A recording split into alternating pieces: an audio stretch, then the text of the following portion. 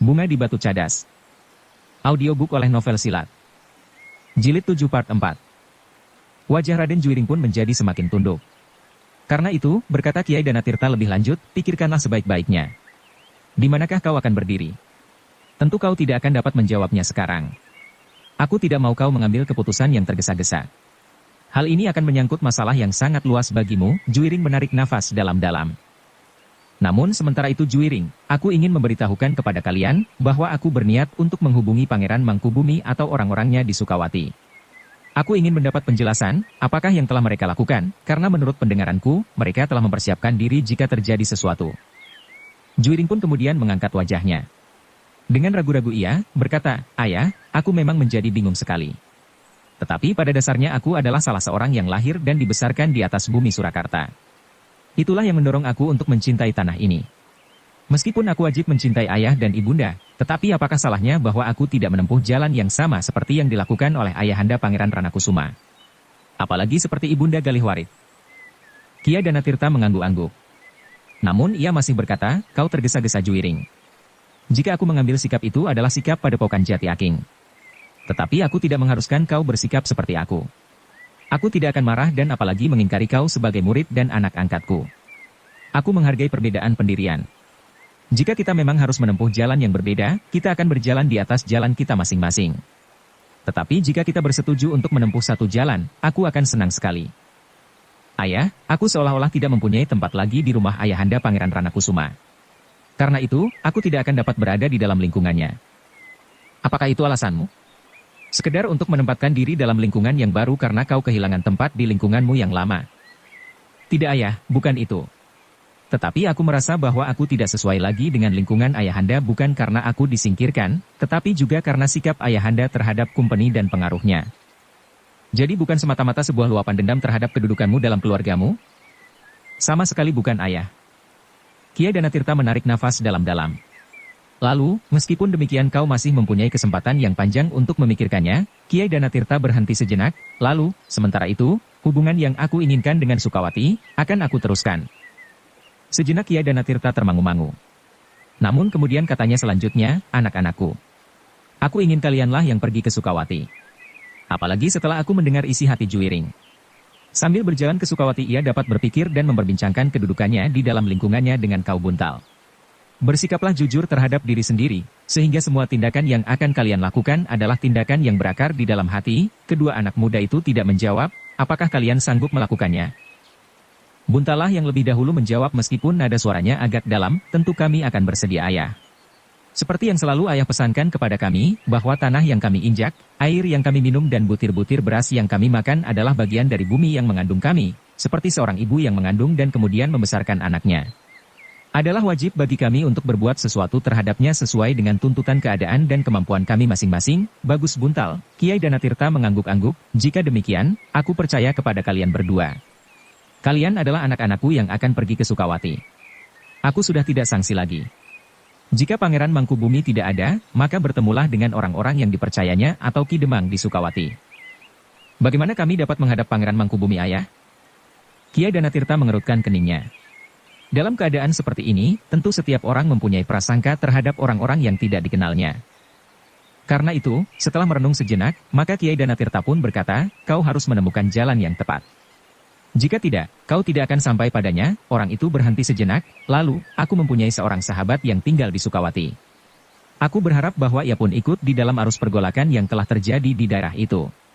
Menurut pendengaranku, orang-orang Sukawati bukan saja mempersiapkan segala jenis senjata, tetapi mereka pun sibuk menyempurnakan ilmu mereka lahir dan batin. Beberapa orang lelah menempa diri di dalam olah kanuragan. Yang lain mengasingkan diri di lereng-lereng gunung dan tebing-tebing untuk mendapatkan jalan terang dan petunjuk, namun juga untuk membacakan ilmu mereka dan menyadap kekuatan alam di sekitarnya." Kedua anak-anak muda itu mengangguk-anggukkan kepalanya. "Sahabatku adalah seorang yang memiliki kemampuan yang cukup. Itulah sebabnya aku mengharap bahwa ia pun mempergunakan kemampuan itu untuk kepentingan tanah kelahiran ini." Kiai Danatirta berhenti sejenak, lalu, "Orang itu bernama Kiai Sarpasrana, yang sering disebut orang Kiai Sarpa Ireng. Ia adalah seorang yang menguasai hubungan dengan ular. Seakan ia dapat berbicara dengan segala jenis ular. Ia dapat mempergunakan racun ular untuk kepentingan yang dianggapnya baik." Kedua anak-anak muda itu mengangguk-angguk pula. "Temuilah Kiai Sarpa Ireng. Katakanlah bahwa kau berdua adalah muridku. Katakanlah apa maksud kedatanganmu. Mudah-mudahan orang itu dapat menolongmu. Juiring mengangkat kepalanya, lalu katanya, kami siap melakukannya ayah. Kapankah kami harus berangkat? Jika matahari besok terbit, kalian berangkat dari padepokan ini. Sekarang kalian sempat menyediakan bekal secukupnya. Sukawati tidak terlalu jauh, meskipun bukan jarak yang dekat. Baiklah ayah. Kami akan berkemas. Kalian bukan saja harus menyediakan bekal, tetapi juga alat untuk menjaga diri. Senjata? Ya. Pedang maksud ayah, atau tombak? Kia Danatirta menggeleng. Jawabnya, bukan senjata yang justru dapat mengundang kesulitan. Bawalah senjata yang dapat kalian sembunyikan. Pisau. Semacam itu. Kau dapat membawa sebilah keris dan beberapa buah pisau kecil. Bukan semata-mata karena kalian ingin berkelahi. Tetapi keadaan ternyata sangat gawat. Semakin lama semakin panas. Jika karena sesuatu hal, di daerah Sukawati kau bertemu dengan kumpeni yang memiliki senjata yang dapat meledak dan membunuh dari jarak yang jauh, kau dapat melawannya dengan pisau-pisau kecil itu jika perlu, meskipun jangkau lontaran tanganmu tidak sejauh jangkau peluru. Kedua anak-anak muda itu mengangguk-angguk. Mereka memang sudah melatih diri melontarkan pisau-pisau kecil untuk menghadapi lawan pada jarak yang tidak dapat dijangkau dengan tangan. Dan jika mereka bertemu dengan kumpeni, maka mereka mempunyai senjata yang dapat menyerang mereka dari jarak yang jauh. Meskipun demikian Buntal masih juga bertanya, ayah, apakah kumpeni akan pergi ke Sukawati? Hanya suatu kemungkinan Buntal. Menurut pendengaranku, kumpeni sangat membenci daerah itu. Jika mereka datang ke sana, maka akan mungkin sekali timbul bentrokan karena orang-orang Sukawati juga membenci mereka sampai ke ujung rambut. Buntal mengangguk-angguk. Meskipun tidak begitu jelas, tetapi ia mendengar juga dari Ki Dipanala, atau kadang-kadang justru dari para pedagang yang keluar masuk kota Surakarta, bahwa keadaan memang memanjat semakin panas. Nah, sekarang kalian dapat beristirahat, berkata Kiai Danatirta, besok pagi-pagi kalian akan berangkat. Kedua anak-anak muda itu pun kemudian meninggalkan gurunya yang telah mengangkat mereka menjadi anak-anaknya. Perintahnya memberikan sesuatu yang terasa lain di hati kedua anak-anak muda itu.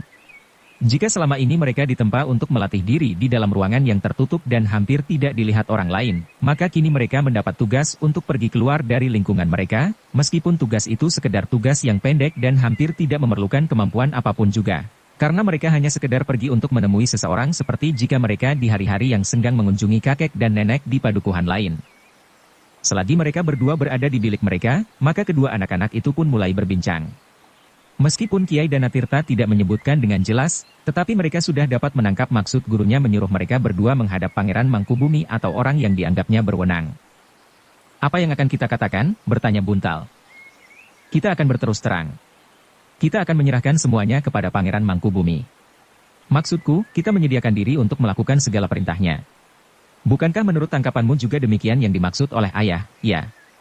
Tetapi yang siap untuk melakukan segalanya barulah kita di padepokan ini, sedangkan rakyat Jatisari masih memerlukan banyak persoalan. Jika Pangeran Mangkubumi menerima penyerahan kita, maka kita akan segera mulai. Tentu rakyat Jatisari tidak akan dapat menyamai rakyat Sukawati. Tetapi persiapan yang sedikit itu tentu akan banyak membantu menghadapi arus kekuasaan asing di bumi Surakarta. Setidak-tidaknya kita dapat memberikan gambaran siapakah yang akan kita lawan, dan kemampuan yang ada pada mereka. Senjata mereka yang ganas itu dan cara mereka menyerang lawan-lawannya. Aku kira Pangeran Mangkubumi tidak akan menolak meskipun tentu ada juga kecurigaannya terhadap kita dan padepokan Jati Aking. Juiring mengerutkan keningnya. Lalu katanya, ya, karena di Jati Aking ada aku. Dan aku adalah putra Pangeran Ranakusuma. Setiap orang di Surakarta mengetahui bagaimanakah sikap ayahanda terhadap orang asing itu. Buntal tidak menyahut lagi. Ia tidak ingin mengorek luka itu lebih dalam lagi. Bagaimanapun juga ia dapat merasakan betapa berat persoalan yang dihadapi oleh Raden Juiring. Di satu pihak, ia merasa ikut bertanggung jawab meskipun hanya seperti setitik air, bahwa Surakarta harus dipertahankan. Bukan hanya sekedar bentuk lahiriahnya saja, tetapi juga kekuasaan dan hakikat dari kekuasaan itu. Tetapi di pihak yang lain, ia merasa wajib juga berbakti kepada ayahandanya dan menurut perintahnya. Jika ayahandanya memerlukan untuk ikut berjalan di atas jalan yang dibuatnya, maka Raden Juiring akan berdiri di simpang jalan. Jalan yang ditunjukkan oleh ayahnya dan jalan yang telah diyakininya. Keduanya pun kemudian berdiam diri untuk sejenak. Dan yang mula-mula berkata adalah Juiring, sebaliknya kita berkemas. Mungkin kita akan bermalam beberapa malam di Sukawati. Mungkin kita harus menunggu Pangeran Mangkubumi sehari 2 hari. Buntal menganggukkan kepalanya sambil menjawab, baiklah. Apakah kita akan membawa pakaian beberapa potong? Ya. Sepotong baju, sepotong celana dan sehelai kain panjang. Itu saja. Buntal mengangguk-angguk. Tetapi seperti kata gurunya, ia harus menyiapkan bukan saja pakaian, tetapi juga senjata. Karena itu, maka Buntal pun kemudian mempersiapkan pisau-pisaunya. Ia masih mempunyai kesempatan untuk mencobanya sekali lagi. Di dalam ruang latihannya Buntal mulai berlatih. Selain untuk membiasakan jari-jari tangannya, ia merasa perlu mengisi waktunya yang seakan-akan berjalan terlampau lambat. Hampir ia tidak sabar menunggu malam menjelang pagi. Demikianlah maka akhirnya waktu yang ditunggunya itu datang juga. Malam itu Buntal hanya tertidur beberapa saat saja.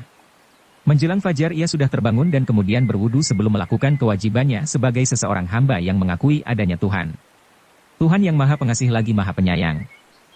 Ternyata Juiring pun telah melakukannya pula dalam waktu yang hampir bersamaan, sehingga sejenak kemudian mereka pun segera bersiap untuk melakukan perjalanan yang tidak diketahui apakah yang akan terjadi di sepanjang jalan karena keadaan yang tidak menentu. Mungkin mereka tidak akan menjumpai apapun di perjalanan, bahkan mungkin seseorang yang baik hati akan memberinya beberapa butir buah kelapa muda. Tetapi mungkin juga mereka akan bertemu dengan segerombolan perampok yang memanfaatkan setiap keadaan untuk kepentingan mereka sendiri, atau mereka akan berpapasan dengan sekelompok peronda yang diantaranya terdapat beberapa orang kumpeni. Tetapi betapa terkejut kedua anak-anak muda itu ketika tiba-tiba saja pintu bilik mereka itu terbuka. Ketika mereka serentak berpaling dilihatnya seseorang berdiri di muka pintu. "Aku sudah siap. Bukankah kita akan berangkat pagi ini?" Arum, desis Juiring dan Buntal hampir berbareng. "Bukankah kita akan pergi ke Sukawati?" bertanya Arum. "Kamilah yang akan pergi. Tetapi kau tidak." "Aku juga. Ayah menyuruh kita bertiga pergi di pagi ini." Juiring dan Buntal saling berpandangan sejenak. Namun kemudian Juiring berkata, "Tidak Arum. Tentu ayahmu tidak akan membiarkan kau pergi. Ayah menyuruh aku pergi bersama kalian ke Sukawati menghadap Pangeran Mangkubumi. Aku tahu benar. Bukankah kita harus lebih dahulu menemui Kiai Sarpasana dan mengatakan maksud kedatangan kita?" Sekali lagi kedua anak muda itu saling berpandangan. Arum mengerti perincian tugas mereka, sehingga dengan demikian mereka menjadi ragu-ragu. Apakah benar Kiai Danatirta telah memerintahkan Arum untuk pergi bersama mereka? "Kenapa kalian menjadi bingung? Ayah tidak membedakan aku dengan kalian. Meskipun aku seorang gadis, tetapi aku juga mendapat tuntunan dari ayah dalam olah kanuragan. Aku juga diajarinya melontarkan pisau-pisau kecil jika aku bertemu dengan kumpeni yang mempunyai senjata yang dapat meledak dan melontarkan sebutir peluru api. Tetapi jika aku mendapat kesempatan, maka pisauku pun mampu membunuh mereka sebelum mereka berhasil meledakkan senjata mereka itu." Juiring menarik nafas dalam-dalam. Dalam keraguan-raguan ia pun berkata, "Baiklah Arum. Aku akan menemui Kiai Danatirta sejenak." "Buat apa kau menemuinya?" "Aku sudah minta diri atas nama kalian." "Ah, kau aneh," sahut Buntal. "Tentu kita harus mohon diri dan barangkali masih ada pesan-pesannya terakhir sebelum kita berangkat." "Ah, kalian seperti seorang gadis yang mau ngunggah-unggahi. Akulah seorang gadis. Tetapi aku tidak cengeng seperti kalian." "Kau memang aneh Arum. Minta diri dan mohon restu bukan suatu sikap yang cengeng," sahut Juiring. "Adalah wajar sekali jika kita menghadap ayah dan minta diri serta mohon restu agar perjalanan kita selamat. Juga barangkali pesan-pesan terakhirnya, apakah yang sebaiknya kita lakukan dan kita sampaikan kepada Pangeran Mangkubumi agar pangeran itu yakin bahwa niat kita adalah baik bagi Pangeran Mangkubumi dan bagi bumi Surakarta ini." Arum tidak menyahut. Tetapi ia berdiri saja di muka pintu. "Marilah Arum. Jika memang Kiai Danatirta menyuruh kita bertiga pergi, marilah kita bersama-sama mohon restunya." Arum mengerutkan keningnya. Namun kemudian ia berkata sambil bersungut-sungut, "Pergilah menghadap. Aku sudah minta diri. Kalian agaknya tidak percaya kepadaku." "Sama sekali bukan tidak percaya," berkata Buntal, "tetapi selain restu, itu adalah kewajiban kami sesuai dengan tata kesopanan kita." "Pergilah, pergilah," tetapi Arum masih berdiri di muka pintu. Bahkan kemudian ia berpegangan tiang-tiang pintu sambil berkata lebih lanjut, "Agaknya kau ingin mendapat bekal uang dari ayah.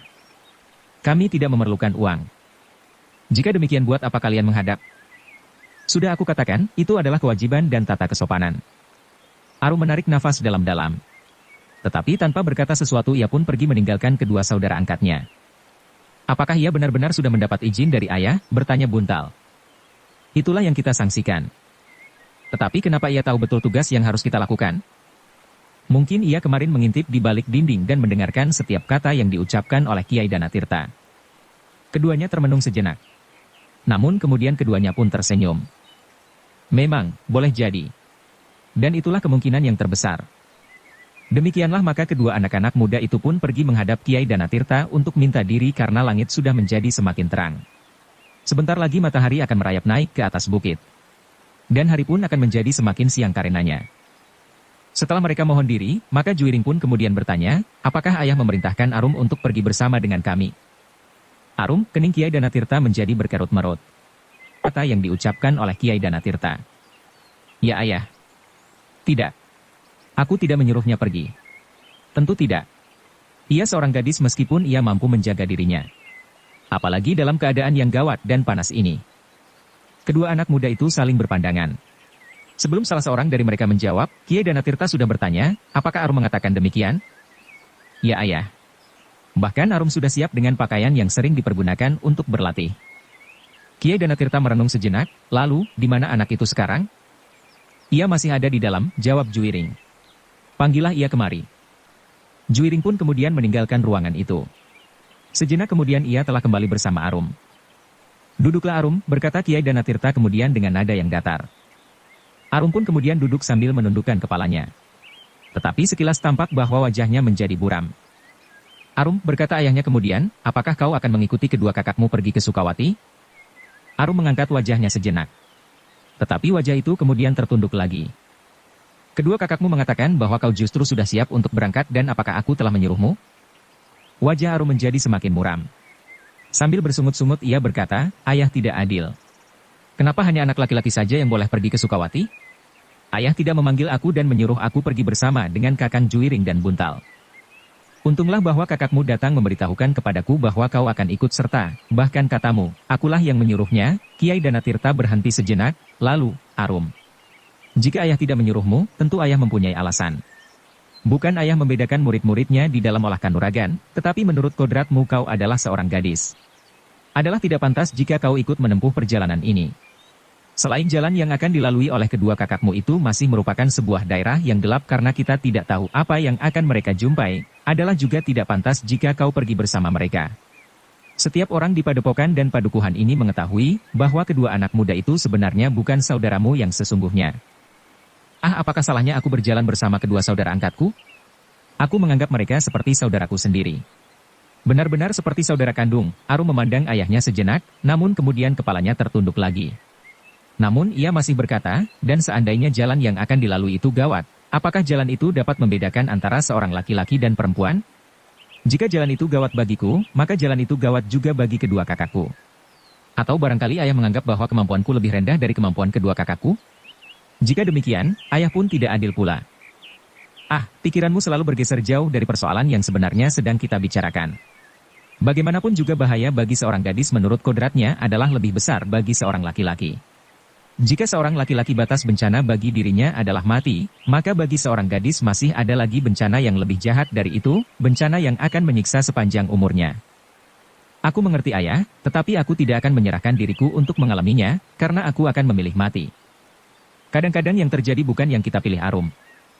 Apakah aku harus menyerah sebelum berbuat sesuatu? Kiai Danatirta menarik nafas dalam-dalam. Anaknya memang keras hati. Jika ia sudah mempunyai niat yang mantap, maka sulitlah untuk menahannya. Jika karena terpaksa Arum dapat dicegah, namun ia akan mencari arah pelarian dari kekecewaannya. Kadang-kadang dengan tingkah laku yang berbahaya. Jadi, bagaimanakah sebenarnya niatmu Arum? Bertanya Kiai Danatirta kemudian. Sudah jelas ayah. Aku akan ikut pergi ke Sukawati. Kiai Danatirta menarik nafas dalam-dalam. Katanya, hatimu terlalu keras Arum. Sekeras batu karang. Aku hidup di sela-sela batu karang yang keras ayah. Karena itulah jiwaku terbentuk sesuai dengan lingkunganku. Hi, siapakah yang mengatakan kepadamu? Arum tidak menjawab. Tetapi tampak di wajahnya, bahwa ia sama sekali tidak ingin mengurungkan niatnya. Arum, berkata ayahnya kemudian, apa boleh buat, jika kau memang berkeras untuk pergi. Tetapi aku mempunyai beberapa syarat.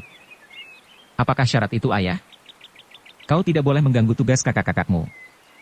Apakah aku sering mengganggu mereka? Aku belum selesai Arum, maksudku, karena kau seorang gadis yang hampir tidak pernah melihat daerah yang agak jauh, kau jangan memburu kesenanganmu sendiri. Kau jangan membiarkan kedua kakakmu mengikuti keinginanmu untuk melihat-melihat daerah yang baru bagimu. Mungkin tanah pegunungan yang hijau, sungai yang bening dan hutan-hutan perburuan dengan binatang-binatangnya yang liar tetapi memikat. Arum menganggukkan kepalanya. Dan masih ada syarat lagi. Arum mengangkat wajahnya yang menjadi tegang. Sebaiknya kau memakai pakaian seorang laki-laki sepenuhnya. Itu lebih baik bagimu dan bagi perjalananmu.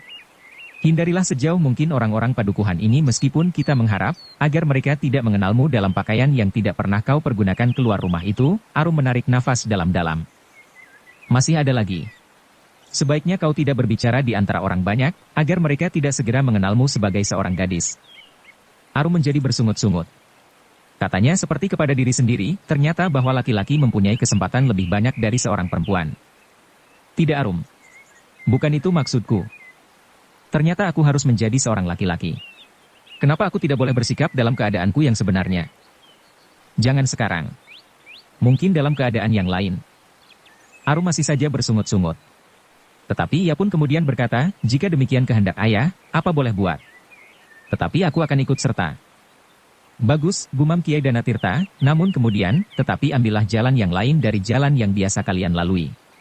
Kalian dapat mengambil jalan belakang padepokan ini dan menyusur jalan sempit itu sehingga kalian akan turun ke Bulak Panjang. Mudah-mudahan tidak banyak orang yang berada di sawah di musim begini. Demikianlah maka Arum pun segera berkemas dan berpakaian sepenuhnya seperti seorang laki-laki. Dengan ikat kepalanya menutup rambutnya yang panjang, yang dilipatnya di bawah ikat kepalanya itu. Juiring dan Buntal tersenyum-senyum melihat Arum dalam pakaian laki-laki itu. Namun mereka terpaksa menyembunyikan senyumnya ketika Arum bergeremang, aku tidak mau. Jika kakang berdua menertawakan aku tidak jadi, itu lebih baik, sahut Juiring.